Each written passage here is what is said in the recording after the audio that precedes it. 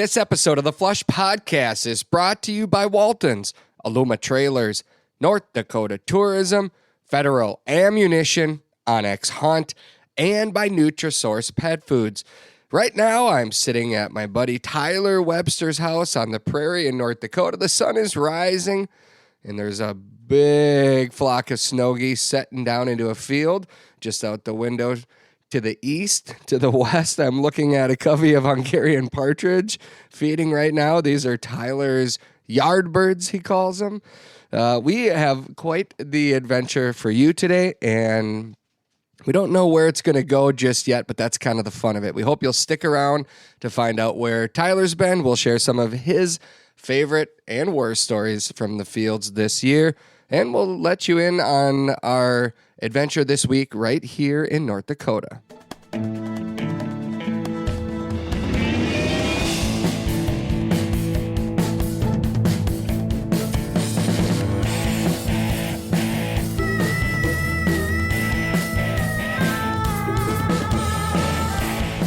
All right. Good morning, big brother. Good morning. I say big brother because you and I have so many similarities that it feels like we're brothers, except for I'm about half your size, roughly. Yeah, I mean, probably close to that. a good foot shorter. Yeah. But we have the same big heart. And we have the same casting ability with jigs as well. We found out last night. Yes. Yeah. It took me one cast to catch my first walleye off of shore fishing in North Dakota. And I've always wanted to do that. That's crap, too, because it took me 3. Well, you know, something to shoot for, bud. That's right. So today's podcast is a little bit different because this is the Flush Podcast that I'm hosting, and Tyler. It's also the Birds, Booze, and Buds podcast that I'm hosting. Yeah. We're going to do a shared podcast because we both need to get one done. We are both, exactly. And we're both actually kind of tired this morning. I can hear it in your voice. I can look over here and I see 1, 2, 3, 4 dogs sprawled out. Bo has 4 legs in the air laying on his back, passed out. The other ones are curled up. Yeah. You know, it's funny how 18 miles of cattails will do that to you. Mm-hmm. I've had a little bit of a cold for the last couple of weeks, as you can hear in my voice, but I feel pretty good. I am a little tired, but you look great. Thank you. Yeah, you too. You look showered and clean. I feel great. I'm excited. We're going to head back out into the field here, but we wanted to just sit down. I feel like what we should have done was just bring this recorder and just set it up in between us as we've been driving down the roads the last couple of days. Nobody wants to hear us sing, let's be fair. That's true. A lot of old country music played the last couple of days, and we sang loud. We did, loud and proud. Yeah. It was one moment when we left the field with a limit of birds and Shania Twain came on. I was so excited. I was pretty sure that I had it timed right to drive over by Scott Franzen, and right when the chorus of Man, I Feel Like a Woman was coming on, and we had it timed perfect. It was perfect. Yeah. Let's see. Where should we take this conversation today? There are quite a few topics that we both have said we should talk about this on the podcast. And now here we sit after a big breakfast. Here, let's do this. So about a week ago, I got an email from a guy saying, I'm going to North Dakota to hunt for the first time. I'm going to hunt by, this is like, I want to say he's in the Minot area.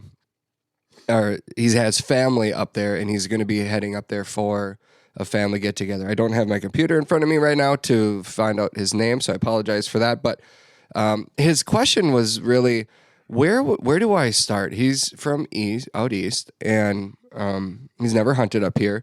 And I said, well, it's easier for me to talk about this than to type something out to you. So just stay tuned to an upcoming podcast. There's nobody better to talk to about this than you. And I think I said this, that when we were hunting the first day, I don't know if there's anybody in America that hunts upland birds more than you do, that has more experience. Maybe I shouldn't say more experience because you're not that old yet. Some people that have been hunting, there. You're getting, you got a little gray up top. Oh, yeah, but at least you got something up top. I got something up there. Yeah. But I think, you're looking at like 150 days of hunting. It's going to be over 150 this year just because of the whole Alaska thing. Usually I run about 130 days. So from the beginning of season until now, I think I've only taken off 3 days out of the field. Obviously you're not going out hard every day, but there's a lot of miles in there as well. Yeah. So for somebody coming to North Dakota for the first time, I personally think that the best hunting for all the upland game bird species is going to be west of Highway 83. So Highway 83 runs, oh, there goes that covey of huns flying over there across the road. Oh, yeah. Yeah. Or that might be a different one. That Let's was a see, bigger 1, covey. 2, 3, 4, 5. No, that's the same one. Is that the same covey? Yeah, that's a 6-pack. Oh, they landed in your yard. Oh, perfect. Oh, man. And seriously, when I said that there's in the introduction that the sun is rising and there's a couple thousand snow geese in the field. Yeah, they were feeding in the field right on the west side or east side of my house the last couple days. There's, I don't know how many birds there are there, but some thousands. It looked like, well, we did have snow here when we arrived. There's still some sitting over here, but it looked like snow out there for somebody that, has never seen the fall migration. Oh, it's magic. It's magic. It is, and I can't wait till my kids are old enough to bring them out here because I've taken them duck hunting, taken them goose hunting, and you're seeing like a family group, you're seeing on a big flock, you might be seeing like 30 birds or something where we hunt. We had a crappy duck hunt yesterday and the one flock that came in was like 70. Yeah. And they came in feet down perfectly. Oh, yeah. Just like magically, just like they do in North Dakota. That's right. There's few places that, well, I shouldn't say there's few because when they migrate through, but right now this is a place to be. Yeah. This is exactly where you want to be. We are trending towards the back end of October. I don't know what the date is right now because I can't think straight. I think, we're just a few days from Halloween. I think it's like the 26th or 7th or something, somewhere in there. It's late in October. But for somebody coming out here for the first time, Highway 83 runs between Bismarck and Minot. If you focus within 30 miles to the east of that and west, you're going to be in bird country for hun, sharptails, and pheasants. As far as the waterfowl goes, you can actually get by with going a little bit farther to the east. The Devil's Lake, Steele, Goodrich, Jamestown corridor does get a lot of migration activity going on through there. The migration is just kind of starting to kick off because we've had an unusually warm fall. A week ago today, it was 75 degrees. I mean, even yesterday. Yeah, it felt like it. We had snow on Monday, and the wind was blowing 40. And I mean, when we went hunting on Tuesday morning, there was 3-4 inches of snow on the ground up there, and the fields were very wet. But yesterday it was almost 60. We did travel from where we hunted yesterday was probably 2 hours east of where we hunted the first day. Yeah, we put on some miles. I'm a little bit, I don't like hunting the same pieces of cover very often. And I like to hunt different parts of the state because they all have different beauty about them. So the first day we went to the extreme northwest corner of the state on a piece of land that I got access to over 10 years ago now by me and my friend Mike and Matt. We were up there driving around basically in a blizzard looking for a place to hunt pheasants because we're that kind of stupid, basically.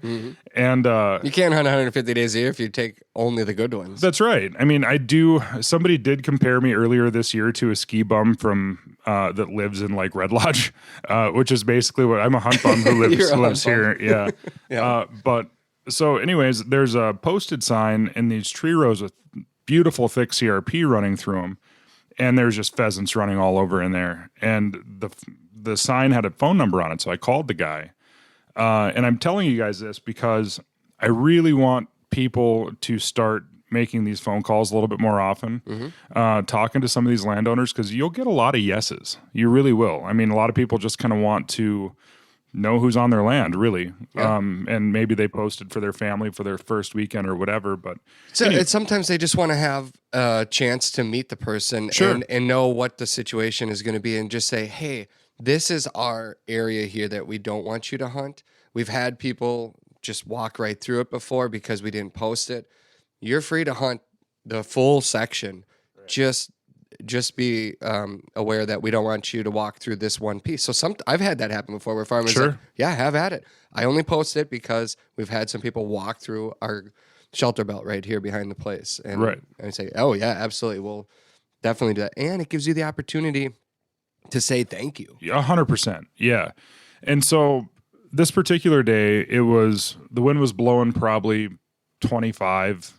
It was below zero before wind chill and way below zero after wind chill, and it was snowing. And so I call the number, and a guy answers the phone, and he says, "You guys aren't serious about going out there today, are you?" I was like, "Well, yeah, we drove up here, like we want to go hunting." And he's like, "Well, come up to the north end of the tree rows. That's where my farm's at." He said, "I want to be able to identify the bodies when they find them in the spring," is exactly what he said. He was obviously kind of joking, but a little bit serious too, probably.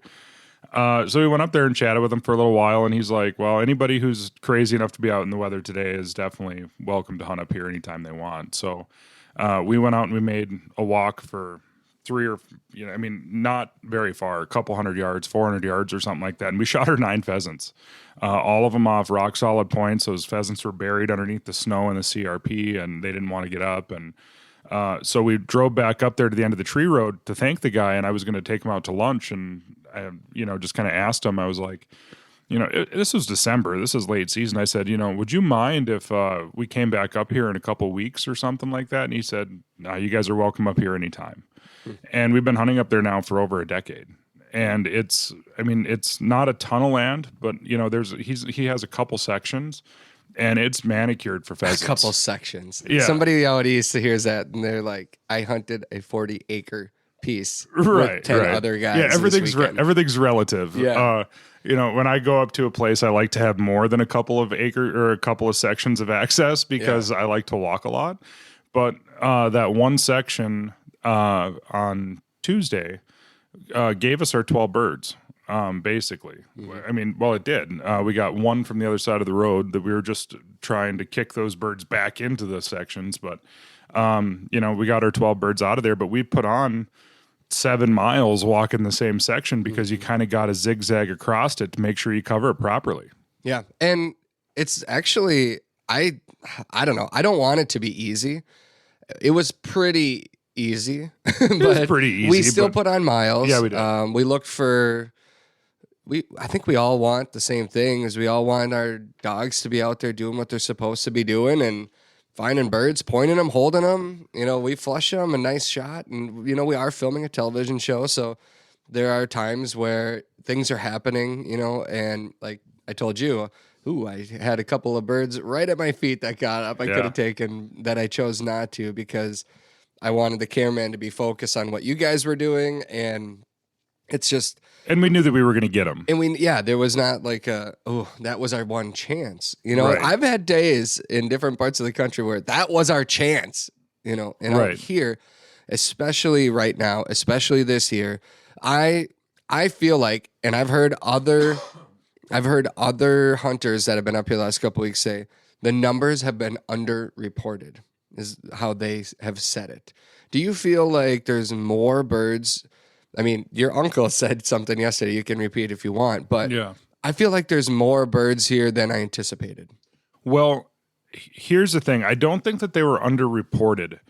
I think that there was some event that happened where there was a good number of the birds that had their hatch on schedule, and then there was another good number of the birds that something happened with the first nesting, and those chicks were too small to be counted in August during the surveys, because those birds we shot yesterday are a good example. You had a pheasant that got up right on your right side that flew towards me yesterday afternoon, and you yelled hen because it was a young pheasant. When it came by me, you were kind of looking into the sun. When it came by me, I was not, and I could clearly see ring and colored feathers and everything else. And I said, nope, not a hen, and I shot it. And walked over there and picked it up. I 100% knew that it was a rooster, but for late October, that's a pretty young bird. And all 3 of those birds that you and I got on that walk were very young. Agreed. So if you rewind the clock back to when they're doing the roadside surveys here in North Dakota in August, those birds would have been hiding in the grass still. Those birds would not have been, I don't know if they would have been able to fly. I mean, that's 2 months ago now. That bird doesn't look like it's real old. You know, I mean, I've seen what pen raised birds look like. That bird looks like it's about 2.5 months old. Sure. So I don't know that it was underreported. I just think that there was something that happened with part of the early hatch. Something happened. And so that there were some of them that absolutely were hatched on time, because all those birds that we shot the other day were young of the year birds. But you can even see huge variance in those birds. Some of them were full-sized roosters, nice, pretty full-grown pheasants, and little itty-bitty nubs for spurs. And then some of them, they look like they were hatched a month ago. Sure. Yeah. I mean, I think what the important thing is for people that still have a lot of hunting season left, there are a lot of pheasants in North Dakota right now. There's a lot of pheasants in North Dakota right now. A lot of pheasants. There's a lot. And I always kind of consider October kind of like tourist season. Yeah. In October, everybody wants to come up. Blue platers. Yeah, well, we get blue platers. What's the other license plate? The NRs? The NRs, yeah. The non-residents. We get lots of people that come up here because everybody wants to hunt on opening weekend. Well, here's the thing. Yes, the birds are stupid, but they're also really scattered. And they can be in bushes, they can be in grass, they can be in draws, they can be in slough bottoms, they can be in a wheat field or a tree row. As the season goes on, and the reason that we had such an incredible hunt on Tuesday is because we had the first snow of the year, and it was the first real cold snap where it got cold enough for stuff to start to freeze up. And those birds will get into that thick thermal cover, those cattail sloughs, those draws, and that thick grass, and they'll hold. Which it makes for some. I mean, we had pheasants. I mean, you literally looked like you crapped a pheasant at one point. I mean, like it came right out between your legs. Bo had it pinned right. Like, usually when a dog's on point, you walk. You don't want to walk right behind him. You don't want to bump him off. So, you come from the side, and you were on one side of him, and I was on the other. And I walked in front, like 10 feet roughly, and walked past him. He was still standing there staring. So then I made a pass a little closer, about 7 feet, kicking. Then I came about 4 feet, and then I did a loop around about 12 feet. And you're like, he's standing there. He's looking right down. So basically, if he would have put his head down into the grass, he could have fetched that bird. That's how tight it was, and it got up right. I mean, I felt bad because I almost had to kick the grass underneath his snout, and you don't want to do that. You don't want to. I mean, that's how tight that bird held. And there were other birds that were holding extremely tight. And there's 3 days that a lot of pheasant hunters will say you want to hunt. Opening day, the first day it snows, and the day that the crops come out around a field that you hunt. Right. And so we are still relatively early in the season, and we got the snow, and it was magic. Yeah, and we kind of knew just by looking at the forecast that the snow wasn't going to last. I mean, it was basically going to be there on Tuesday and then gone yesterday. And so when we saw it coming, I called you last week, and we're like, oh man, it could be something. Yeah. And it was something. But then when it warmed up yesterday, it got pretty cold yesterday night. Hold on a second. I don't think we answered the question from the guy. How do we find the cover? Where do they look? Remember, right off the top. Right. Let's circle back for a second. Let's circle back. Yes. Okay. So how do you approach a piece of property for somebody that's never hunted pheasants, Hungarian partridge, sharp-tailed grouse in North Dakota? So the way that I would do it is I would kind of pick one. I mean, you can pick a bird. Yep. Because they don't necessarily all live in the same kind of cover. So with the pheasants, where I guess kind of where we were going with that tangent is that earlier in the year they can be kind of scattered out. If you're hunting in October, you can almost check sharp-tailed grouse off the list because they're very hard, even though we're going to try it this afternoon because we got a really nice day and, why the hell not? Right.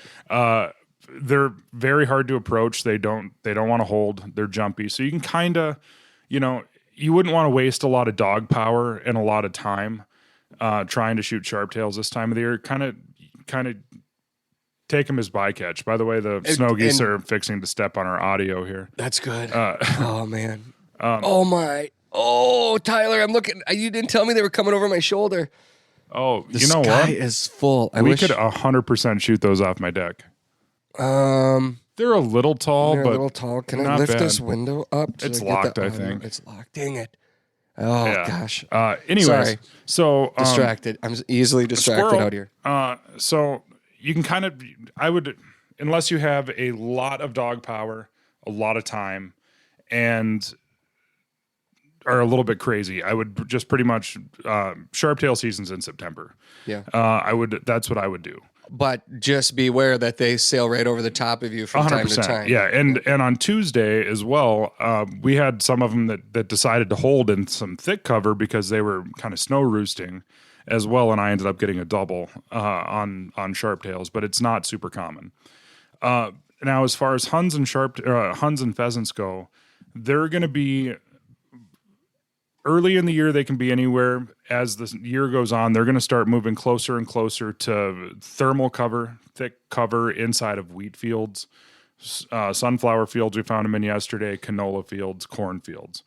I personally don't really like hunting my dogs across a sunflower field or a cornfield because those stalks suck. I hate it. I've seen it a couple times where they're okay. We got another covey of huns fluttering down here by the bushes now. We got all kinds of stuff going on. Like right by that fence post, you'll see them kind of fluttering. Yeah, see it? Anyways, we're very distracted. We're so distracted. This is we need to just end the podcast right now and just go hunting. Yeah, yes. We could be standing on the deck drinking coffee and shooting snow geese. Focus. Right. We can do this. All right. Channel it. Bring it in. Bring it in. But so I would be. How long have you lived here? 7 years, 5 years. I don't know what year. It's longer than that. I've been out here I was out here 5 years ago, probably. I moved here August of 2017. August 1st, 2017. Dang it. Yeah. Anyways, this is Tyler's world, and I get to live in it for just a little bit, just a couple days. Yeah. So with pheasants and huns, I would prefer to hunt wheat fields. That's my favorite thing to hunt. Find the draws that go through it, find the tree rows that go through it, find the cattail sloughs, all that kind of stuff. The huns are going to be not in the thick stuff, but on the edge of it.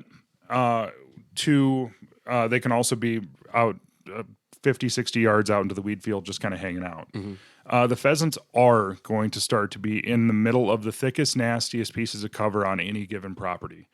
The thing I like hunting in November for pheasants is it's my favorite month, because when you do get a little bit of snow, you can kind of start taking some places out of the equation. You know, they're not going to be any place where you don't find footprints, right? Mm-hmm. So when you walk into a cattail slough, if you start getting into the cattails and you're not seeing a bunch of basically pheasant highways, move on to the next one. Because there might be a random bird in there, but it's not going to be worth your time, your effort, your sweat equity, your dog's calorie output to try to find that bird. Move on to the next one, because they leave the signs like we saw on Tuesday. When we got into that draw on Tuesday, it looked like a herd of thousands of pheasants. It was amazing to me that it had just snowed, but yet there wasn't a piece of snow that hadn't been touched by a pheasant. Right. I mean, it was just that simple. It was, you couldn't take a step without stepping on a pheasant track. Right. I was walking it was supposed to be a deer trail that goes down alongside the edge of that slough, but it was so covered in pheasant tracks that, I mean, the dogs were, your dog walked down there and just basically went on point and stood there the whole time. It's the calm before the Thanksgiving rush. Now's the time to get all of your Turkey Day essential shopping done at Walton's during their pre-Thanksgiving sale. From their 7 and 11-pound stuffers to the number 12 grinder and 600-pound scale, they are all deeply discounted. The number 22 grinder that John Tremblay and the Walton's team uses in all their videos Yep, it's $100 off. Must-have accessories such as suction cup feet, waterproof thermometers, and hog ring pliers have been marked down too. Take an amazing $100 off Walton's 50-pound mixer and get the heavy shopping out of the way right now before turkey season. If you order now through November 16th, Walton's guarantees that your purchases will arrive before Thanksgiving. So check out the pre-Thanksgiving sale today at waltons.com. The Onyx Hunt app is one of the most valuable hunting tools that I take into the field every day. I use it on every hunt. Seriously, every hunt. Their app tells me everything I need to know about the lands that I want to hunt and the lands that we can all legally hunt on. The app also shows your location on planet Earth and clearly lays out the land boundaries. It tells you information about the type of property you're on, like state land or federal lands or walk-in access properties. It's ideal for scouting before the hunt and during a hunt to help put together patterns. The app also has helpful features that show you the kind of crops that are in fields, which obviously is a big deal for us upland bird hunters. And there's a timber cut layer to help you find the right forest habitat for ruffed grouse. If you hunt in North Dakota, there's even a layer that lets you know if a property has been posted electronically. These are just a few of the many tools Onyx apps give you, and these maps can even be used in areas without cell coverage. From the palm of your hand, Onyx maps always help you to know where you stand. The flush. So fast, it hardly seems real. So vivid, the moment freezes in time before erupting in a blur of spurs and feathers. It's why we changed the way upland loads are built with Prairie Storm. Exclusive flight control flex wad technology and a mix of copper-plated lead and flight stopper pellets combine to create dense, deadly shot streams through any choke. Longer shots, more power, fewer missed birds. Only from Federal. So she's been in the woods for the last month, and I thought, gosh, I wonder how she's going to react to being out here. And we were working this draw into the wind. And the second we got out, I released her, and she ran up about 30 feet. And at that point, they were already starting to fly ahead of us in the draw. We could see them. We're like, oh, there's some. And it was a pretty steady wave of birds. And when we got into the cover, it was just scent 100% of the time. So it took her a long time. She was very just like, which I appreciate about her finally, was she was very cautious instead of just, woo, let's go for a rip. Yeah. You know, let's see how many birds are in here. Exactly. I'm going to go find them all. So then when she finally pinned one, instead of, you know, because they were running a lot of where she was, because she was up on the edge of the CRP. Yep. And so they were just like, woo, they got their track shoes on versus in the cattails. And then when she finally pinned one and I flushed it and shot it and she retrieved it, she's like, all right, let's do this now. Then she went game face back on. But in the meantime, all these birds down in the bottom of the draw in the cattails and thick stuff were holding so tight. I think I say that because the cover dictates a lot of times how the birds are going to react. 100%. You know, so for this guy, I don't know what kind of dog he has. Right. I don't know if he has a dog, I assume. But your day will change based on the weather that day. Or I should say your plan of attack will likely change. It'll also change based on the time of the day. Exactly. So the part of the reason why we're sitting here drinking coffee and looking at my yard birds and listening to the snow geese fly over is because, and I know it's really hard. I get it because everybody gets excited. We get all geeked up about getting out there with our dogs and everything else. But for upland birds, it really doesn't do a lot of good to hunt before 10 a.m. It really doesn't, because those birds are going to be out in the field feeding. I mean, we seen it when we got up to up in the Northwest on Tuesday. Those birds were just coming out of the sunflower field and out of the wheat field back into the thick cover. It's 10 a.m.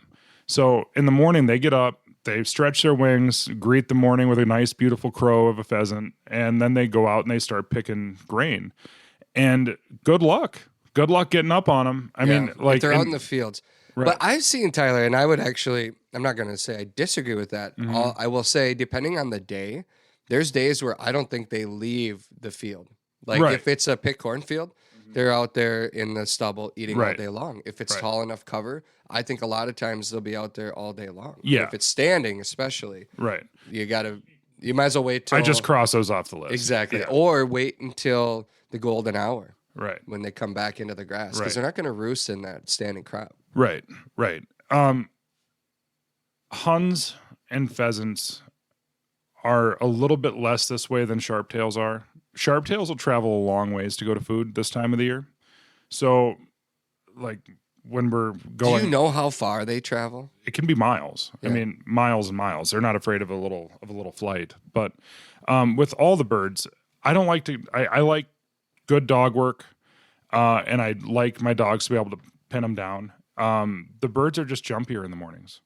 They know they're a little bit vulnerable. They know that there's hawks and everything else out there trying to eat them. But anyways, I like to start walking about 10 o'clock in the morning. It could also be because I like sitting around drinking coffee and not waking up early. But here's the thing: as somebody coming from out of town, I am, I get it. You're all jacked up. You've got a finite amount of time to be here. You don't want to waste any hour of the daylight. But you also have a finite amount of dog power. Right. So if you're coming with one dog, focus on the good parts of the day. But is what I was saying though about where they're going to be at certain times of the day and how they're going to react. Early in the morning, they're going to be a little bit more flighty. They're going to be out exposed. You can push them into the thicker cover with pheasants especially. With Huns, they're going to be a lot more flighty. It's going to be tough, but if you can follow them through enough jumps, you'll definitely get on them. As the day goes on, after they get a belly full of food on a day where it's like, say, 35 degrees, they'll go back into those cattails or the thicker cover and they'll start roosting. They'll start just kind of chilling out. At that point, you can definitely get on them a little bit better. But so if you're working a tree row, say, and you know that you're in a spot that has a lot of pheasants in it, you have to kind of know what pheasants do.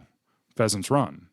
So if you're going to walk a tree row, it better be either really, really thick or you better have a blocker. I was going to say, walk it with purpose. You know, and when we go into a field, there's always a game plan in mind. There's a likelihood that 95%, maybe 98% of the birds, if it's a tree row and there's got a lot of birds in it, it's like, where do we want them to go? Right. You know, and so you walk it in such a way that you're walking into the wind, but also you want them to go to a place where you think you can pin them, where they'll stop running into that thick cover. Work them towards an objective that you eventually want to walk afterwards. Yeah. Yeah. No, I think that's worth noting. There was a time yesterday where we were down in the thick stuff and it was beautiful. There was almost no wind, which is actually not great. It was not great. And the sun was shining. It was only like 48 or something, maybe 50. It felt hot down there, though. It felt warmer than that. And the birds were most likely, one, we didn't have great scenting conditions. Right. We did not have the snow in that part of the state that we were hunting yesterday. And it was different. So it was fun, actually, because I could see the wheels turning in your head. Yeah. And it doesn't typically happen with you. I mean, normally when we go somewhere, it's like, I've pretty much got a dial. You got a dial, but yesterday we had to think a little bit. They threw us for a little bit of a loop yesterday. So when we got up yesterday morning, we actually, let me back up just a little bit from there. So we talked to my friend Roger Schumann the night before, and he'd found a feed of ducks. When Roger starts getting excited about a feed of ducks, that means it's going to be over 1,000 birds. He said it was definitely over 1,000 birds. But he was kind of nervous going into it because in the morning where he found them at, they were in a wheat field. They had field hopped to a pea field that evening, and we were going to set up in the pea field. So we got up early, and when we got up, it was 22 degrees, 23 degrees. It was cold. We got up yesterday morning at like 5 o'clock. We loaded up more gear than has ever been in any one half-ton truck ever in existence. Right. I needed my Illuma trailer. Let's just say that. Seriously, I wish I would have brought it. I start getting a little bit of anxiety if everything's I mean, it was so packed in there. You looked like you were a co-pilot in a cockpit of a plane. It was ridiculous. I was covered in my own. I had extra. We had stuff to waterfowl hunt. Yep. We had stuff to upland hunt, and then we went fishing. And so we had our fishing poles and tackle boxes. And Jason, the camera guy's got the equipment to film all this. Yes. Plus, we got my 3 dogs, your 1 dog, and we took my little puppy. Had 4 dogs. Yeah, and I took my puppy. Total. Yeah, we had 5 dogs and 4 kennels in the back of the truck. Fishing poles, waders, muck boots, extra shotguns because we're both sub gauge guys, but we're gonna shoot ducks with 12 gauge. Extra shells. Oh, it was terrible. Mm-hmm. Anyways, so it was cold yesterday morning. The ducks didn't really cooperate. We had one really nice flight. They ended up getting some birds. But when we switched gears, I was really thinking that those birds were going to still be in that thick cover because it was so cold. When we got out there and all of a sudden we get out of the truck and we're hunting in a t-shirt, then I was like, Then we kind of got...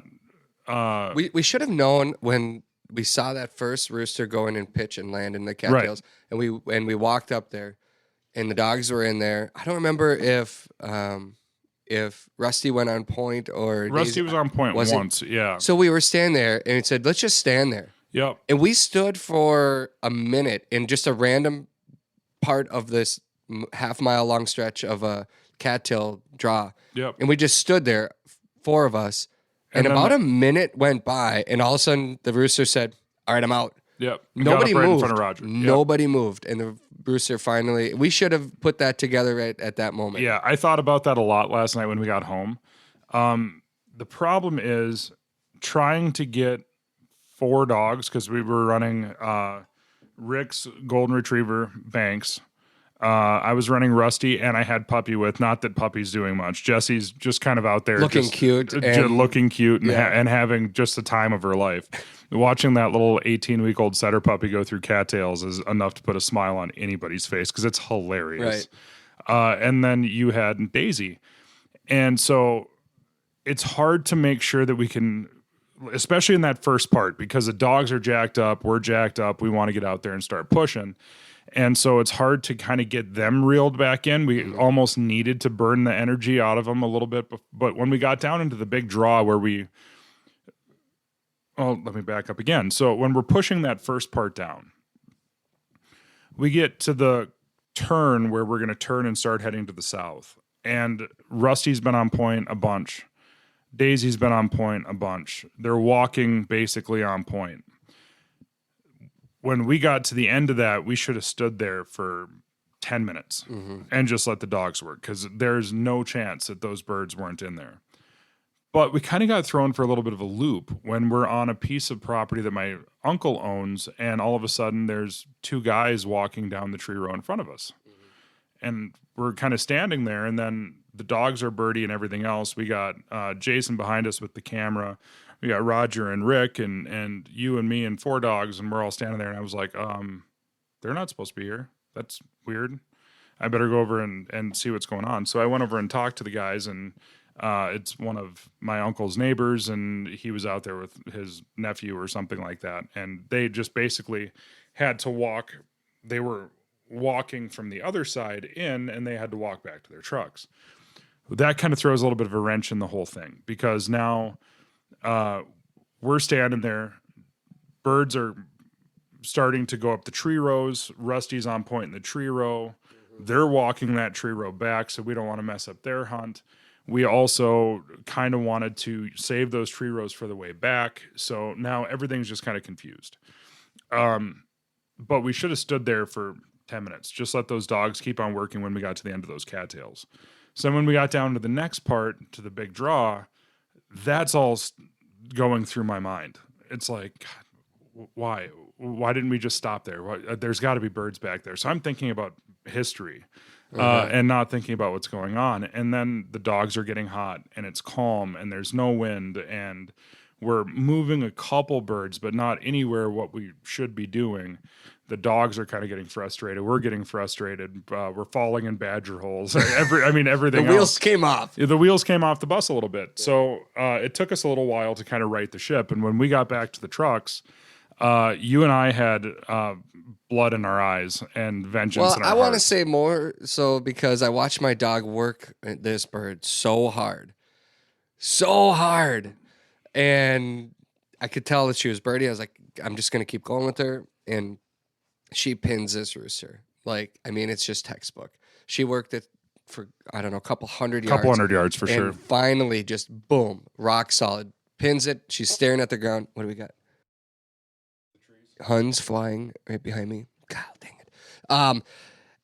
and I blow it. Like I just, all of that pent up energy, all that, I hurried the shot and I missed it. And now once again on national television, I'm going to get ripped apart again for the most beautiful dog point and the most perfect flush right under my feet. And I hurried the shot and I missed the rooster. Yeah. And I'm just mad at myself. I was legit mad at myself. Yeah. I'm like, why didn't I just slow down? Slow down. It was one of those misses that I can't even make fun of you for, because you feel bad for the guy because I seen what your dog did and I've been there. I told you, I made sure that I stopped you and told you the story about Rusty's dad, Ace, that did the same thing. Like he was trailing this rooster down a tree row, and he gets probably 5 or 6 points, and he realizes that the bird's running. Dog's like 9 years old at this point, and he makes like a 500-yard cast out to the end of the tree row and runs back to me and pins a bird between me and him, and then I promptly proceed to miss it 3 times in a row. The dog was so upset that he ran a quarter of a mile back to the truck, crawled underneath the truck, and refused to come out. I was literally on my hands and knees being like, oh, buddy, I'm so sorry. Come on, man. Like, I know. And he wouldn't even, like, I'm trying to go around the truck, and if I was, like, trying to face him, he would turn his back to me. Yeah. Yeah. Like, I mean, he was upset. But at that point, I was pretty upset too. But I knew what you were going through, because on the bird before that, Rusty had it pointed at the end of that slough. And that was kind of when I was like, all right, we know for sure there's a bird here. We're going to stand here until something happens. We're going to let these, and then a couple minutes in, again, that rooster got up. And afterwards, I think you shot at it twice, Roger shot at it 3 times, and Rick shot at it once, and Roger finally killed it at about 65 yards with some golden BB Hail Mary shot from the Prairie Storm that caught him in the back of the head with a pellet. But when I walk over to the tree, I was like, guys, I didn't even pull up because I just assumed that bird was dead. And you tell me, you're like, I just made the 2 worst shots I've made all season. You're like, I didn't get the gun shouldered. The next time, I think I just shot it in the air. I hip shot or something. It's terrible. And just terrible. So you had that picture in your mind. Then you watch your dog work this bird for a couple hundred yards. The anticipation's building. I'm going to redeem myself. My dog's going to pin this bird. And then it was terrible.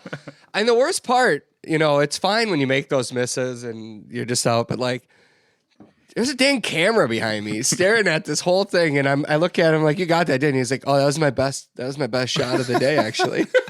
Great. Yeah. Wonderful. Excellent. Yeah. Dang it. So glad that was rolling. I'm so glad. Yeah. It just changes. Filming a TV show does change things a little bit, because if you and I, like, we went out then, just the 2 of us afterwards, and we're like, let's just go and redeem ourselves here. Let's just do what we do. Right. We went out, we put 2 dogs down, and we had just a hell of a time. We did. It was fun. They were just working birds. They were, I mean, we just like, we hunted like buddies hunt, where you're not drawing up a plan for a group of people. Which is what we're going to do, which is why you and I are both so dang excited right now. Yeah. We're going to do that today, the 2 of us. Right. But we just went out and we hunted, and the dogs locked birds down, and we were, boom. If we shot, the bird went down. Yep. And that was fun. And so redemption. Yeah. It was, I think yesterday evening was the first time that you and I have ever just got to hunt together with just the 2 of us, which I was telling you when we were driving up there, I was like, I'm excited for this. Yeah. Anytime there's more than 2 guys in the field, it becomes a little bit of a production. You got to make sure that you're kind of working cover in a way that you're working as a unit, but you also, you need to make sure you cover everything. You're using bigger pieces of property, bigger types of cover, all that kind of stuff. Anyways, with 2 guys on slough bottoms like we were hunting yesterday, you kind of have a built-in blocker. So me and Bo take one side of the slough bottom, you and Daisy take the other side of the slough bottom, and then the dogs kind of meet at the end, and then they're pinning birds.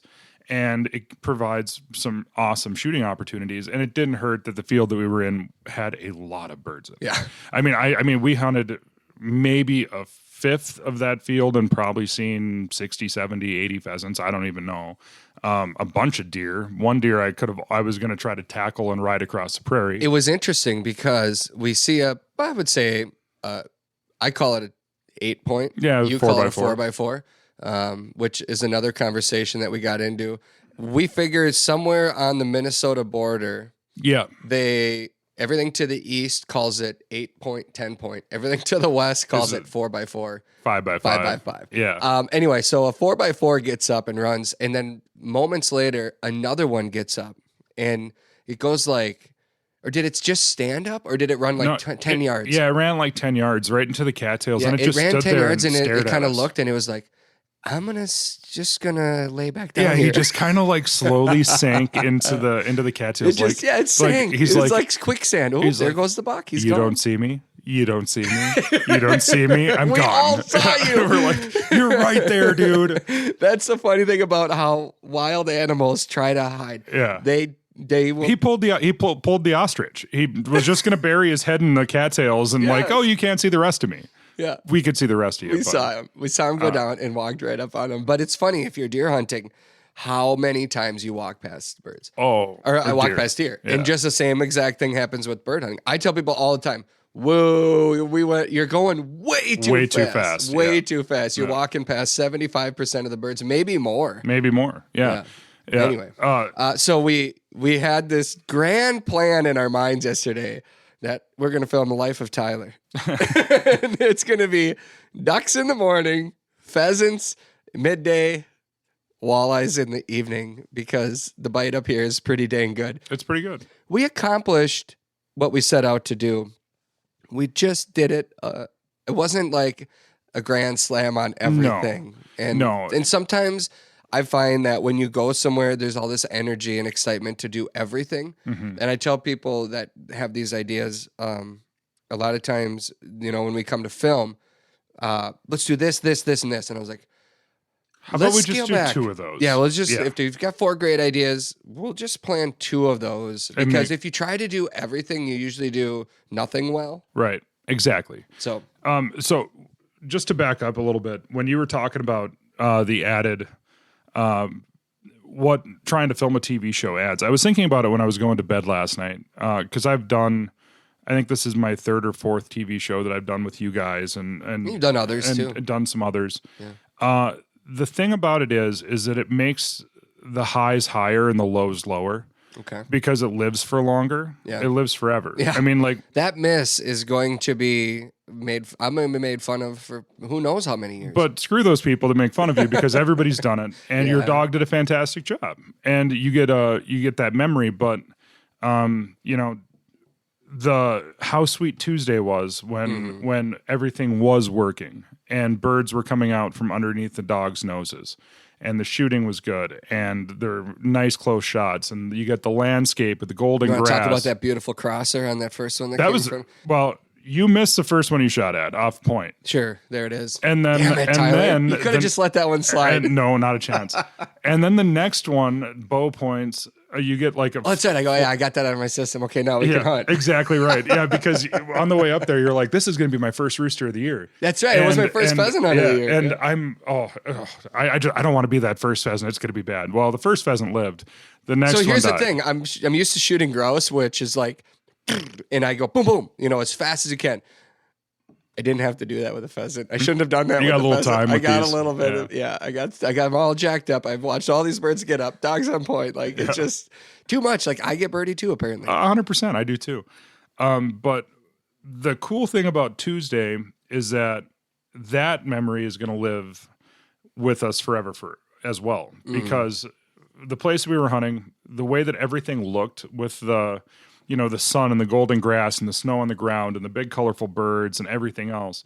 I can always see that in my mind anyways. Like if I had any artistic ability, I could draw that, but I don't. So I just get to relive it on camera. So we got that highs of highs. And then yesterday, the ducks didn't really cooperate, but they cooperated just enough. The pheasants didn't really cooperate, but they cooperated just enough. And since you and I were a little bloodthirsty at the end of the day yesterday, and we decided that we needed to go for one more walk because neither one of us wanted to end on the note that we ended on after the first walk. It got a little bit late for us to get up to go fishing. So by the time that we got up there, the sun was down. It was after sunset, and you caught one on the first cast, your first ever shore fishing walleye in North Dakota. This is easy. I caught one on my third cast. We both missed a couple fish, and then the bite was done. Yeah, and it was dark. Yeah, and it was real dark, and it was getting cold. And so, like, to your point, though, I mean, if we would have wanted to focus on any one thing, or just take one of the three things out, if we would have wanted to hunt pheasants and go walleye fishing, we could have done both of those very well. Yeah. If we wanted to just hunt ducks and pheasants, we could have done both of those very well. Or if we did, whichever way we wanted to do it. But trying to do all three when you only have 10 hours of daylight, it's hard. It is. And especially when you have to feed Travis, because let's face it, a hungry Travis is a grumpy Travis. I get headaches. I have to eat constantly and I have to drink a lot Yeah, when I'm that's fair, hunting. yeah. It's weird. I've learned this about myself. I need to stay ahead of it. Otherwise, I just get these terrible headaches. So How was that caramel roll yesterday? It looked pretty good. It was better than it looked. It was amazing. Focus here, Tyler. Focus. Okay. What are some of the things that we talked about in the truck when we were driving that we thought could make for good conversation here? Oh boy. Was it okay? So we talked about different dogs and different breeds. Yeah, we talked about that last night. And you and I both kind of agree. And I've have this, this opportunity over the last several years when producing this TV show to hunt with a lot of people and a lot of different dogs. And I think I've talked about this on my podcast a couple times, in that 90% of upland bird hunters, they know what they've seen when they grew up. They stick with it. If it's a lab, if it's a German short-hair pointer, whatever it might be, that's kind of their dog. I mean, they have a hunting buddy or two, maybe three, and sometimes they're the same dog breeds, and then everybody goes into the field, and they don't necessarily know what they don't know. They don't know what else is out there. They don't know what else is out there. Yeah, it's been something that you and I have talked about, just the fact that we do get to hunt with a lot of different dog breeds to see just kind of like how generally, I mean, everybody has their dogs, and if you ask each person individually, they'll all tell you most of the time that their dog is just wonderful. Fantastic. Yeah. Yep. And to their credit, they probably are fantastic for what they do with it. Yep. So here's how I want to answer the question, just because I wanted to get this in there as well. I don't even know if it was a question necessarily, but this is something that you and I have talked about. Yeah, and it's one of those topics that, it definitely, I get it a lot, and I know you do as well. But so going back to Tuesday and even a little bit before that, Scott Franzen, your co-host and boss and whatever else, was up here as well. He hadn't ever really got a chance to hunt with very many pointing dogs, and it's him and his buddy Steve. And we kind of, I offered if it was all right with you, seeing if they wanted to come with us, because they were going to be up there in the same country anyways. I've gotten to know Scott a little bit over the last couple of years, and I've never got to hunt with him. And I was like, it'd be kind of fun. Yeah, totally. And so he comes from the lab world, and he knows labs, and that's what him and Steve have. They've had them forever.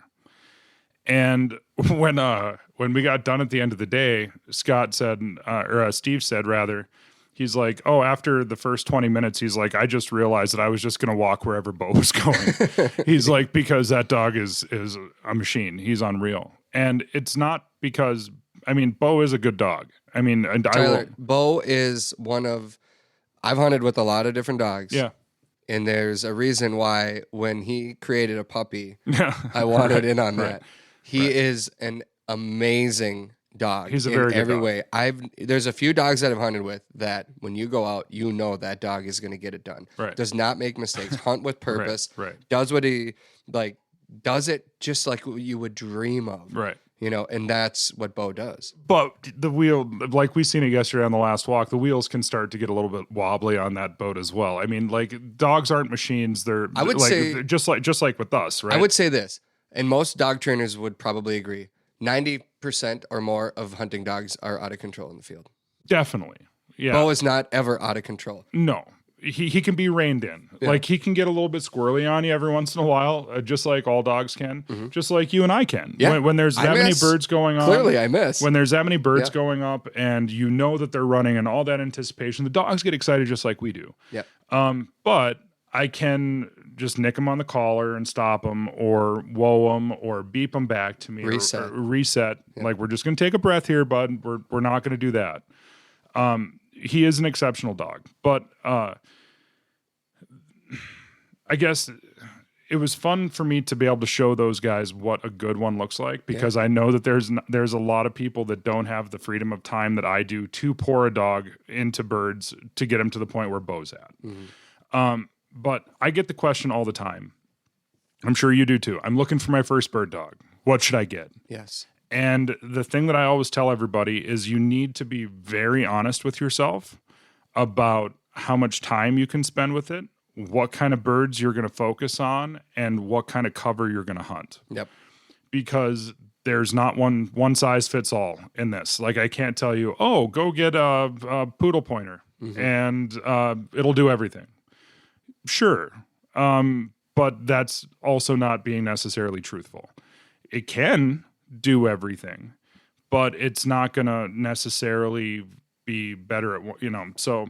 Each breed does have its strengths. 100%. Yep. Yeah. And there are some places, and I know you've talked about it on your podcast, I've talked about it here.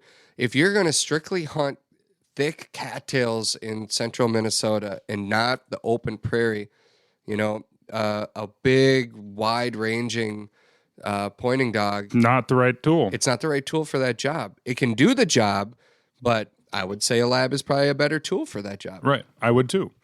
If you're going to hunt out west and you're going to be chasing prairie birds as well as some pheasants, now you need some ground coverage. You want that. Your tight ranging flushing dog, yes, you're going to get birds. You can do it. Sure. I'm not ever going to tell somebody that they can't with their dog. Obviously, you want to come out and do this. But a cocker is not the right tool for sharptails. Correct. I mean, there were times yesterday where Daisy would go out and she, there was this little patch out in the middle of a wheat stubble field. And it's like, I don't want to walk out there. Right. But she's out there checking it out. Bo's out there checking it out. CJ's going to go check it out. Yeah. That's why we want that dog. So I'm going to say something on your podcast that I never thought I'd say. You're going to get controversial? No, but I'm going to, it's not controversial at all. But when we were sitting at dinner last night, we were talking about it, and everybody knows I'm a setter guy. I love my setters. Rusty's laying on my feet. CJ's over on the couch. I got a little setter puppy in the kennel. We were talking about it a lot yesterday where, there's everybody, and it's kind of like what we were talking about with the hunting as well, where if you try to do too much, you don't really focus on one thing and get really good at it, kind of a thing. That's how dogs are. But the one dog that does have the ability to do everything, that can run the prairies, that can range 400 yards, that can track pheasants and cattails, do a duck search, track a wounded pheasant, all that kind of stuff, bust cattails. That one size fits all dog might be a short hair. Like that would probably be the one dog that, and the reason that I never thought I'd say Look at him. He just saunters out right now. Big stretch. He knew we were talking about him. Come here, buddy. Oh, come here. Yeah, he was a good dog. I never thought I'd say that publicly ever, because nobody's given the German short hair more shit in their life than I have. Yeah. But after having Bo, I don't think there's ever going to be a point in my life where I won't have a short hair, because they are incredible animals at so many different things. There's a reason when Pheasants Forever does their Bird Dogs for Habitat campaign that the German Shorthair Pointer, I believe it's the last 2 years in a row, I don't know how many years prior to that, has won as the favorite. Yeah. The work after the shot's pretty fantastic with them, whereas most setters, like Rusty's a very good down bird dog. CJ will give it a good solid effort. She has a good hunt dead, but if it's a bird that's running or something like that, she doesn't have the focus to stay there and look for it forever. The short hairs will stay there for a long time, and they can track a little bit better than the setters can. Now, the setters are probably a little bit better at sharp tails but just as an overall package, the short hair is probably as close to an all-around dog as you can probably get. You want a dog that gets out and runs, but also can hammer in those cattails. I've seen. I wish everybody could walk behind a dog like this, like Bo, and see it. We'll try on the TV show. We'll try to show it as best we can. I love my dog, and like you, I always want to make sure that she has what she needs to stay healthy year-round and perform at her best in the field. That's why I feed Daisy Nutrisource high-performance dog food. Nutrisource dog food comes with their Good for Life system that includes 4 key ingredients that work together to support gut health, heart health, and the overall well-being of our dogs. I have complete confidence that my dog has all of the nutrition to excel in the field and make it through a rigorous hunting season. I've seen it firsthand, and she loves her food. Take it from me and my dog Daisy. Nutrisource high-performance dog food can help your dog reach their full potential. Find the food that's right for your dog at NutrisourcePetFoods.com. Hunting season is here, and North Dakota is one of my favorite places to spend a fall day. That's because North Dakota is a bird hunting paradise. You can hunt both waterfowl and upland birds all in the same day, and North Dakota has approximately 700,000 acres of private land open to public walk-in hunting. This year, North Dakota has a population estimate of 3.4 million breeding ducks, which is 38% above the long-term average. And their prairie pothole region is smack dab in the middle of the Central Flyway. Their spring water index also came way up, over 600% from last year's drought. The habitat on the landscape looks great, and bird reports are strong throughout the state. With a little scouting, you just might find yourself in a field surrounded by wild flushing pheasants, sharp-tailed grouse, and Hungarian partridge. Plan a legendary bird hunt this fall in North Dakota at legendarynd.com. If you're an outdoor lover on the go, then odds are good that you have toys and equipment that you want to haul. Aluma Trailers, well, they've got you covered. Their trailers are built by a hardworking team in Bancroft, Iowa. They have models for nearly any and every hauling need, from ATV and UTV trailers to utility, snowmobile, motorcycle, car trailers, and even fully enclosed trailers like mine. Trust me when I say that Aluma Trailers tow like a dream. Their trailers are constructed out of lightweight, strong, corrosion-resistant aluminum, and they are 100% maintenance-free. Plus, they come with an industry-best 5-year warranty. Visit alumaklm.com to find a trailer that fits your needs.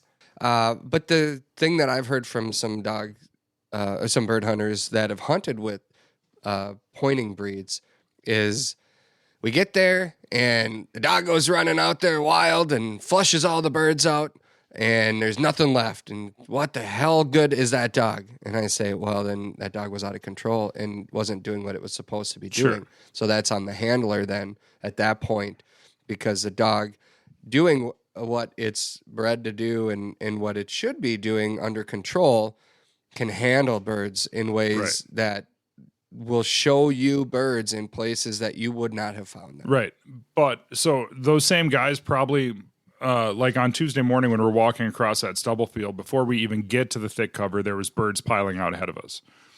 Those guys probably attribute the dog running 100 yards in front of us to those birds flying 300 yards in front of us, right? Perhaps. So the way that I think about pheasant hunting is battle. It's war. Anything is fair in love, war, and pheasant hunting. Those birds, some of them are always going to sit, some of them are always going to fly. It's what your dog does with the other 30% that figures out what kind of a bird dog it is. There's always going to be those ones that take off wild. Always. Well, we had our dogs at heel and they were already flying. Yeah, 100%. Because have you ever the ears on the side of a pheasant are preposterously huge. It'd be like 3/4 of your head. Right. If you think about it that way. Yeah, they're huge. But I really think that the difference is made between an okay dog and a great dog on what they do in that 1/3. The third that can be handled if they get the opportunity, or if it's done properly, but they're always kind of right on that edge. after you have poured your dog into as many birds as I have, they start getting that third figured out at a pretty high percentage. Those we don't need to worry about the ones that flush early. Mm-hmm. The ones that are going to hold forever, we're going to get those. It's that other third that we're going to worry about. Well, okay, so let's say you're listening to this right now and somebody says, I hunt with a buddy and his dog blows him up, runs up ahead, like having nothing left by the time you get there.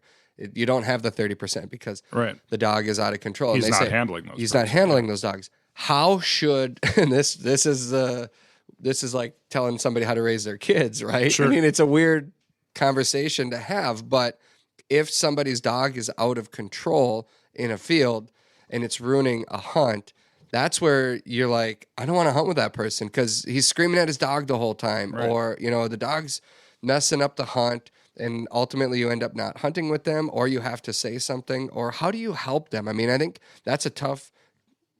Have you ever had to do it? I mean, definitely. I'm trying to think out loud here. Definitely. Those are things that need to be addressed before hunting season starts. That's the biggest thing. Like, if you're going to get a bird dog, you need to realize that this is going to be a commitment that you're going to have for the next, hopefully, 12, 13 years.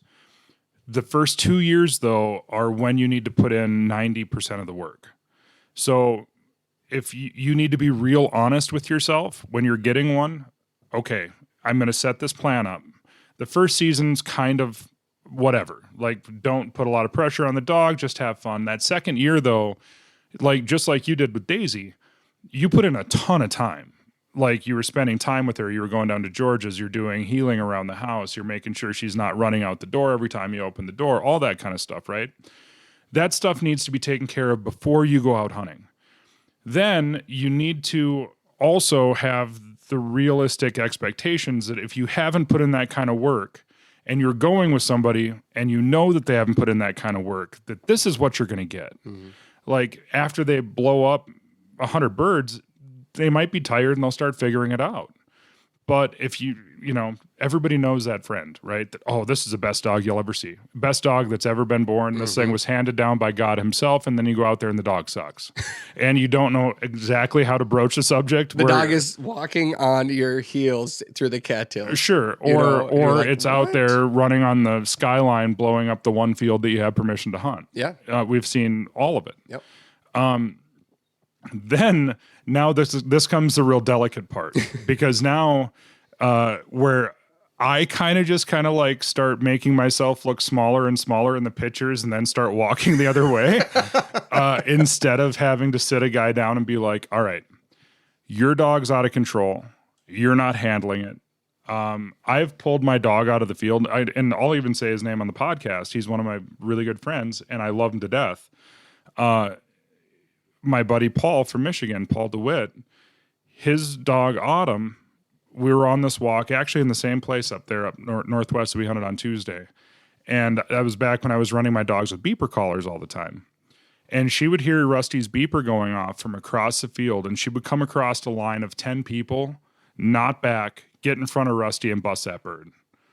And I finally told him, I was like, Paul, I don't know how to tell you this, man, but you can hunt with me and my dogs, or I can give you a good idea on where to go, but I'm not putting my dogs down on the ground with her because she's making them worse. Because after she did that 4 or 5 times, Rusty started hearing her coming, and then he would move the bird. And now I'm nicking my dog because he's reacting to something else that's going on behind him. And like, I was like, dude, I love you to death. You're always welcome to come with me. But my dogs aren't going to be on the ground when your dog's on the ground until you get her under control. And, he's like, oh, I'm sorry. I understand, all that kind of stuff. It can be stressful. It can when your be. Dog I've been there. I mean, my dog has caused a lot of stress. So sure. The other thing too that we talked about last night that people don't give enough credit to is that it is okay to leave your dog in the truck. Hunt one dog at a time if there's 2 guys, depending on what kind of cover you're hunting, because a lot of times having more dog power on the ground, first of all, you're going to lose that dog power on the back end of your hunt when you might actually need it. Mm-hmm. Those dogs are going to be tired. Second of all, like yesterday with Daisy and Bo, both those dogs have big motors and they're both competitive. And then they're add on top of that a lot of birds, a lot of stimulation. That's a recipe where the wheels can kind of come off the bus a little bit. Now, you and I are just out there and we don't, we've shot birds. Yes, we want to shoot birds, but that's a really nice training opportunity as well, where you get your dog all jacked up, and now it's like, okay, now we're going to start slowing down because you're just a little bit on the edge right now, and we're going to reel that back in a little bit. And you and I both know that, we're not going to be yelling at our dogs. We kind of let the caller do the talking because our dogs know what the commands mean. Yep. We're not going to be blowing a whistle and all that kind of obnogice stuff. There was no F-bombs. There was no F-bombs. Yeah. We're not calling our dogs anything. We're just, instead of raising the volume of our voice, if the dogs aren't listening, we raise the volume of the caller. It's just that simple. If you're not doing what you need to be doing, then we're going to fix it. Yeah. There was a point yesterday where I've been still running the flank collar. It's, her brakes on Daisy. And it just, in her mind, it keeps her in this hunt mode. She's not running 100%. It's, 60%. 60 to 75%, which is just the right speed. She's working methodically. But, she's been hunting pretty well over the last few weeks. And I thought for the afternoon, I'm going to take the brakes off and see what happens. And you made a comment. You're like, I didn't know if that was really going to be that big of a deal. But she came unspooled pretty fast. She came unspooled pretty fast. So then what I did is I brought her back. On the way back, she blew up 1, 2, 3 birds on the way back. 2 roosters That's and her a hen, speed. I think. It was just totally not what you want to see. Right. And I was like, that's how quick it can happen. Yeah. So then brought her back and we reset. I don't know if you noticed, but I turned around away from where we were going. You walked back towards the truck a little bit. I walked with her. Yep. I wanted her to follow me. We're going together. We're hunting together. She wanted to go where the birds were. Right. Nope. Stop. We're hunting together. You're going to quarter back and forth. Right. I turned her, handled her. And then it was like, all right, okay, Dad. Okay. It's like, I didn't really say much of anything. Right. But I'm not saying that I'm great at this because sometimes my emotions can really get involved, but I just want to try to stay even keeled, like you mentioned. 100%. I don't want to change the tone. I might be more serious or firm maybe in what I'm saying, but I'm not yelling. Right. I don't want to raise my voice out there. I want the dog to know that I'm calm. Okay, Dad's calm. Yeah. I can be calm. Right. We're going to reset. And the rest of that hunt was just magic. That was the moment where she was out of control, probably caused Bo to get a little bit wild, and we brought her back in, and enjoyed the rest of our day. I wonder, and there's not really any way of telling now, but I wonder if she would have unspooled that fast without another dog in the field, though. Maybe not. Because these dogs with the big motors, the bigger the motor, the more competitive they're going to be. And they want to beat that other dog to the bird. They want to be out in front. They want to run farther, faster, all that kind of stuff. I will say that the last month, it's just been her hunting, her and I. We've mainly been grouse, woodcock hunting in the woods, and she's the only dog out there. And she's been hunting at such a methodical pace with purpose, knowing where she wants to go, and then boom. Right. She was not flushing any birds wild, holding grouse and woodcock are typically tight holding birds, so that's not saying much. But grouse are tough. Grouse can be flighty, and she's just pinning them, and it was just awesome. Now we've got 4 dogs in the field, and you notice how she wants to be. Yeah. When I release her, she doesn't start quartering right away. She goes runs. 40 yards, 50 yards, and then she starts hunting. And I'm like, girl, start right here. We're in the cattails. There's a bird. There could be a bird 10 feet. I told you this last night. I got Bo when he was 14 months old. Everybody knows that old story. But the next year, a free dog. Yeah. what a gift. Yeah. What a blessing. He's been he's special. That next fall though, did a lot of work with him throughout the summer. I had him over at a trainer in Montana, my buddy Todd Lahners.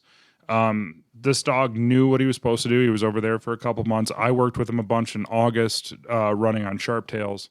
All of a sudden, the X factor for him was opening day. We're going out walking. There's 3 guys, 3 dogs. Yeah. And all of a sudden, just like Daisy did, the unspooling happened. And it happened again the next day, and the next day, and the next day, to the point where I was starting to get upset. He was confused and also upset, where like there was almost like a resentment. Like he just understood that when he went out there, he's going to get into trouble. And I had to totally stop everything. And I had to go back like 10 steps and start all the way over again without a collar, like just with a check cord, and start from that point and build his confidence back up. And after the first couple weeks, I told all my friends that were up here from Michigan, I was like, the only time Bo's going to hit the ground is when it's me, one other person, and no dogs other than him, because he just couldn't take it. He was young, very high horsepower, kind of teetering that line where if I would have been too hard on him, he could have shut down on me, because he's a soft dog. I mean, he's a strong dog, but he's a baby as well. He's very sensitive. Like if I raise my voice, he'll tuck his tail, like that kind of stuff. He's not one of those typical short hairs that you can hit upside the head with a 2x4 to try to train him. You know, he's not like that. Not like mine, where she raises the middle finger, the tail a little bit higher. He's not like that at all. And so I had to be really careful to not, like, I had to dial back the level on the collars, like on the Garmin collars. I was down to using a 1, where it was just enough where he could barely feel anything. Because if it was any higher than that, then he would just heel and he'd shut down and he'd be like, I'm in trouble. I don't know what to do. I don't know how to make you happy. And it was all because of that competitive drive, where he has to be out front first and he has to be running the farthest. And then all of a sudden a dog comes in behind him that also is out there at 100 yards, and he's not going to let it get in front of him. So he takes a step and the birds go. Mm-hmm. Now all of a sudden he's getting hammered on the collar, making him stand there, stopped flush. But it's not necessarily his fault. It's just because it's that drive. Mm-hmm. He has to be there. So, first. And I think this, to bring this whole thing back, somebody that has 4 labs might run all 4 dogs. They might at one time, and it's like a vacuum out there. Ooh, I mean, they're just back and forth, right in front. They're within range pretty much the whole time. Mm-hmm. But more dog power in the pointing dog world doesn't necessarily mean a better hunt. No, I mean, it really can be the opposite. Yeah. Yeah, it's more about the speed at which you hunt and, the type of cover that you're hunting. I think somebody that doesn't hunt with pointers and they go with somebody that has 2 or 3, and I say pointers, I mean just like all pointing breeds. They say, why aren't you going to put them all down? Most guys will just run, or gals will just run 1 pointing breed dog at a time when they're hunting, and they're like, no, because it is a different experience. Sure, it's more enjoyable to me. Oh, yeah. Like, can you imagine having 3 daisies out there at one time? Yeah. Like, it'd be a nightmare. I'd find a different hobby. Your stress levels would be through the roof. Right. Yeah. Trying to control one of these Ferraris is like trying to control a giraffe on ice skates. I mean, like, they're walking that line where at any moment, everything can go out from underneath of them, especially when they're young. When they get to be a little bit older, you still need to hold them accountable for the stuff that they don't do right. So, like, yesterday when we're hunting, Bo didn't want to back Daisy because Bo's big male, I'm He-Man, whatever. And we had to have a little moment there in the field where it's like, no, you're going to stop and stand there when that little dog's on point. And you did the same thing, and it kind of cracked me up because Daisy, when you nicked her on the collar, she stopped so hard that her back feet came off the ground and then came back down, and you're just hitting her on like a 3. Yep. Like it's not much stimulation. No, if I put that on your crotch, you wouldn't even feel it. I wouldn't feel it, yeah. But, well, maybe there. I was just going to say maybe that would actually. Any place else, probably not. But you need to be able to hold them accountable. And when there's more than one dog that you're responsible for, you can't pay attention to them close enough to see all the stuff that they're making mistakes on. Yeah. So, like, I never run more than, well, I can't say never. Usually once a year, I'll run more than one dog at a time. It's usually in November where it's not necessarily really nice outside, but I kind of have a goal every day. I want to get each one of my dogs on a bird. So if I only have time and if the weather's crappy, I only have time to make 2 walks, and I'll run either CJ and Rusty together or Bo and Rusty together. Never CJ and Bo together. Too competitive. They're too competitive. Yeah. But I will run the other two together, and I can make those dogs accountable to me because Rusty will back a fence post. I don't need to worry about that. He's 9 years old. He'll do what he does. But it's that other young dog that's the X factor. But I think if the two of us were just we rode together to a spot, we got 2 dogs in the back, we get out, there's no cameraman there. There's probably I'll kind of go this way, you're gonna go that way. That's the way but I always here, hunt. I know we're stuck with we got to stay together because we're trying to film a show. Yeah, it doesn't do a lot of good if you're a mile over that way chasing birds and I'm over here chasing birds because we can't, even if we tried, we couldn't split Jason into 2 people. Right. He's He-Man as well, but that's right. He's human. That's right. I really wanted to get into.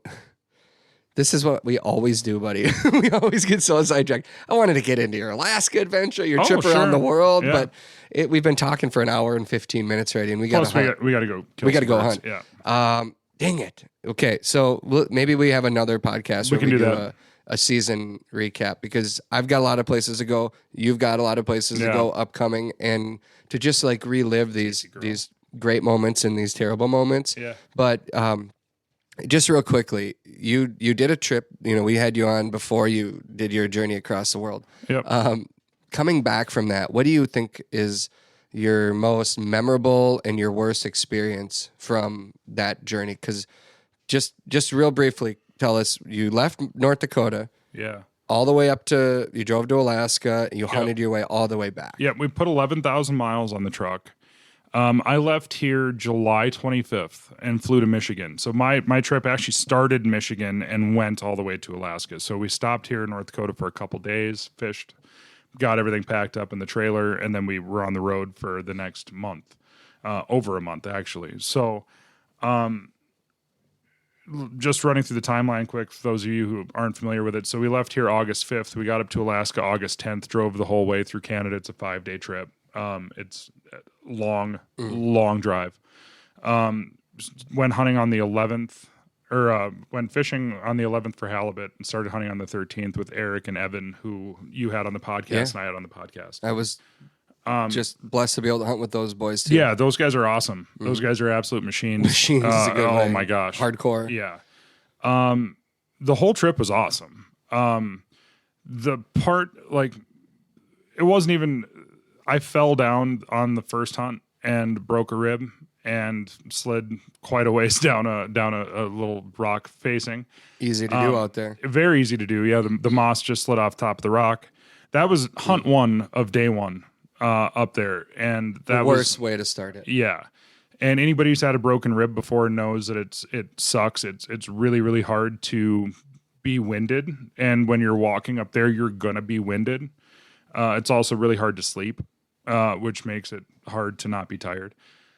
But that wasn't the worst part. The worst part was just the weather, and there's nothing you can do about that. Just like with Scott and Steve coming up here, you can't change the weather. You plan the trip around the time that you have, and then you do the most with it that you can. So the first day, first walk, didn't get any birds, didn't see any birds. Second day, broken rib now, wet, very tired, got some birds. That was the end of my hunting up there. I was like, okay, I got it done. I'm happy. I'm going to go fishing for a few days. And then I went and picked up Hank Shaw up in Fairbanks, and we did some hunting up there on the tundra, which was much gentler. Did some grayling fishing. All that was awesome. The best part for me was definitely the bush plane flight that my buddy Dominic got to take me on. That was awesome. Dom Watts. Yep. That was awesome. That was the highlight of the trip for sure. Yeah, I mean, it was really fun. I learned a lot.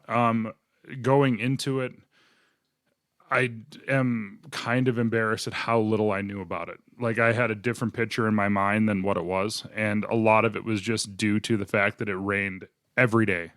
It was soaking wet. I didn't know how effective gaiters were over the bottom of your boots because I've never worn them. Those are a game changer for those guys, whereas my feet were wet every time because we're crossing creeks and everything else. I just learned a lot. I've never got to see Alaska before. I'm super glad I did. Yep. Oregon for mountain quail was brutally hot, very dry. We actually almost had a bad problem. We almost lost Bo, actually. Really? I didn't even tell you this yet. So when we're coming back, we cross the border back into the United States in Washington, north of Seattle. And not really thinking about it. So when we took off, I had the kennel covers on the dog kennels because we're going to Alaska and it was cold up there. I mean, it was 60 at the most and colder sometimes. We get back into the U.S. and it's warm. Not super, super warm, but the problem is that we were stuck in a traffic jam north of Seattle on the highway. And Bo was in the kennel on the side that the sun was beating on. And we pulled over to check on the dogs and we were going to let him out to go to the bathroom. And Bo was almost overheated. Like he was panting really, really hard. And it was just one of those, it was just one of those things that, I mean, it was 85 degrees outside, but the sun was shining directly on that side of the truck. We had to get him out, got him cooled off, rub some ice out of the cooler on him, all that kind of stuff. Took the kennel covers off the kennels. Windows were fully open. Made sure that the sliding back window was open on the topper as well as the cabin. We're pumping some AC back there because it got up to like 104, 105 degrees on the trip. And after that, we were stopping like every hour. I was obsessed about it. I was like, man, there's just no way that I'm going to lose a dog. If they have to ride in the truck and I ride in the back, then I'll yell at you if I get too hot. We'll do that. But whatever we have to do. But Oregon was really, really tough. It was hot. It was dry. I've seen one covey of mountain quails, and when I say seen them, we seen them for about a minute, and then they were gone into the rainforest. Picked up that puppy in Idaho, little Jessie, and then we hunted birds in Montana, and got pretty hot and pretty dry there, but we ended up getting most of the things we wanted to get on there as well. Now back home on the prairie. Life is good here. Home sweet home. I will tell you that next summer I am not going to be planning any kind of an adventure like this for a long while. Yeah. Not because I didn't have fun on it, but just because I got to miss so much stuff here. Like I didn't get to go around and talk to my farmer friends and see what was planted where and run my dogs on sharp tails, which I really like to do. I didn't get to go camping and fishing and all that kind of stuff. Like that Alaska trip kind of took over my life for the whole summer. Like when your hunting season starts July 25th and you hunt almost every day until the end of October, like we are right now, it becomes quite a grind. Yeah. Is there any burnout for you?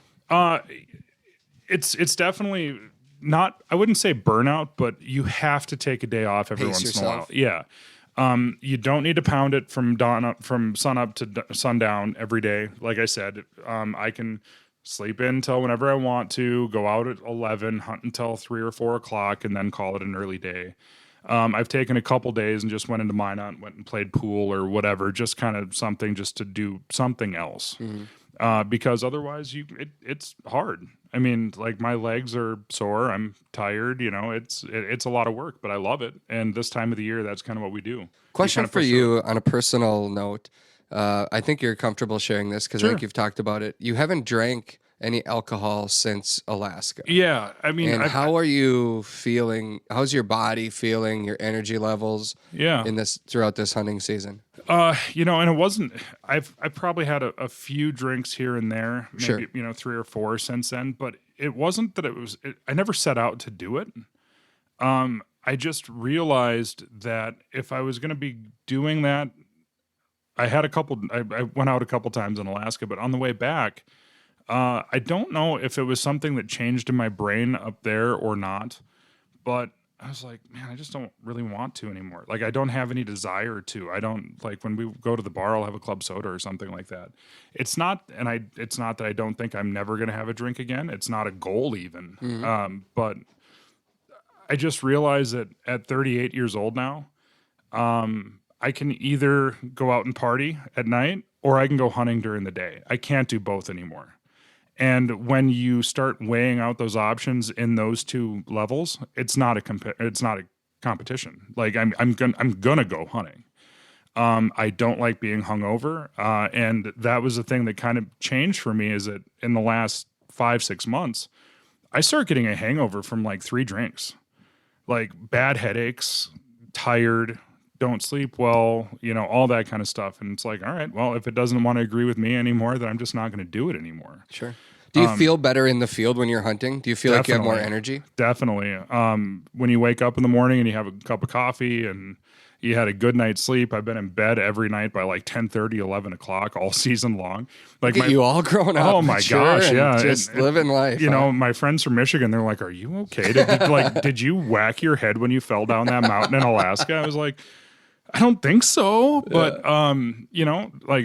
it's not that I'm never ever going to drink again. It's just that right now I want to hunt more than I want to do that. Want to know something? I think Daisy's on point here, looking out the window. I think she is. Tails up. She hasn't moved. She's looking at the huns. Yeah, Tyler,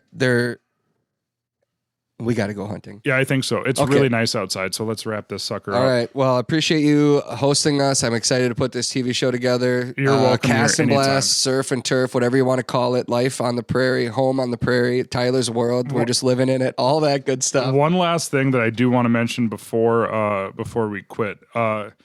I was really hoping that you could have got the kitchen pass from your wife this weekend to stay for an extra 3 days without the camera. She gave me it. Did she? She gave me. She said, you can stay out there for sure. But she did tell me all the things that my kids are going to be doing this weekend. And I looked at those and I said, I don't want to miss that. Yeah. And now, you got other things to do on Saturday as well now. But it would have been really fun just to stay out here for another couple days because we could have done more of this without any, I wouldn't mind coming out here like September 1st through end of November. That's what everybody else does anyways. I know. Someday when I get when I finally grow up, right, and I have the opportunity, I want to reserve one of these cabins on the side of your property here, and I'm going to move out here. And I'm hoping my wife will come with and enjoy this because the kids will love it too. And I talked to some of your friends that are out here right now too, and their first time out here, and I say, what took you so long? And are you coming back? And like, most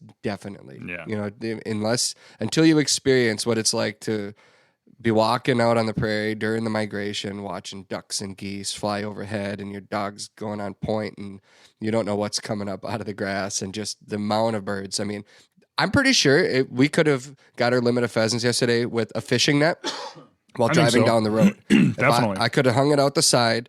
And we probably would have done better than we did with shotguns because we were easy on the shot, buddy. No, on both of us because we were not doing super well. We were.